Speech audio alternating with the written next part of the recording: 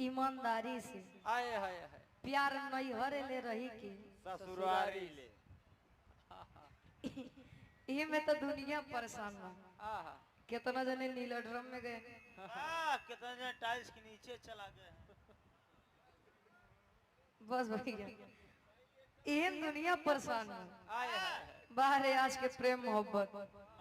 जब तक प्रेम मोहब्बत इस तरह तब तक तो ठीक ही रहा।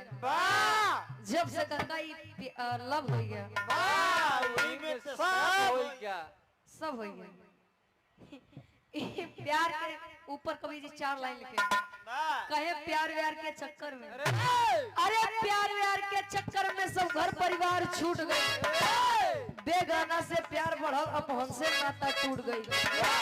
4 दिन के चढ़ल जवानी, 4 दिन के चढ़ल जवानी एक दिन सोता उतर जाई। चचू खुले के पहले बबुआ सारा स्वप्न बिखर जाई। आँख खुले से पहले सब तबाह हो जाता। बड़ा बढ़िया बढ़िया की सुने भैया से कि पहले का रहा ने और आज के समय में सब एकदम विलुप्त हो गया। एक बात बताए कि हरनवे धै धै दावत भैया। पहले के सुनवारी सब सुनते ना रहे तो गवैया गौवे न करे।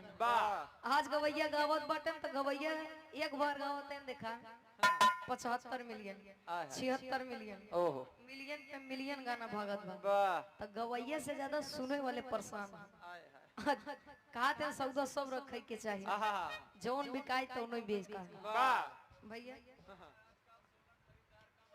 लाल जी लहरी गुरु जी एक लाइन गावत रहे कहे तिरते खाए पंडवा गए भैया। मुर्गी भाजी बन गए चखना बन गया अंडवा। तीरथ के खाए पंडवा गए। मनई 20 रुपया 25 रुपया किलो आलू नहीं खरीद सकत बा, लेकिन 150-250 रुपया मुर्गी रोज खरीदत बा। सावन चलत बा तो कितना जने त्याग दिए। सावन खत्म होई तब चालू जब मने ना हिसाब बा तो का करबे सावन में छोड़ के भैया। अब गुरु जी तनी सब कुछ बजाइला ओकरे बाद बड़ा बढ़िया बात से आप लोग बिरहा सुने यारों से कि मोड़ मिजाज बने के छोट सा बिरहा हो जाए। अब